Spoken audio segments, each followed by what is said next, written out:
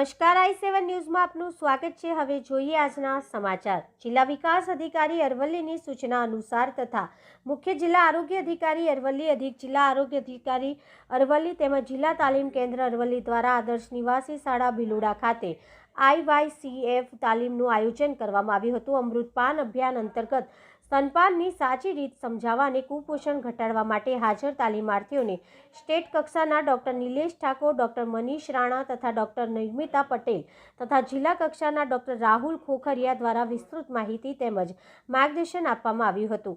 આ તાલીમમાં તાલુકા આરોગ્ય અધિકારી ભિલોડા ડૉક્ટર VC ખરાડીએ સ્વાગત પ્રવચન કર્યું હતું। આ તાલીમમાં THVCHO, FSS, FHW, AYUSH medical officer, RBSK medical officer, CMTC staff, nurse ઉપસ્થિત રહ્યા હતા। કાર્યક્રમને સફળ બનાવવા માટે THS રામજીભાઈ, CHO નોડેલ અમિતભાઈ, સંજયભાઈ બારોટ સહિત ભારે જહેમત ઉઠાવી હતી।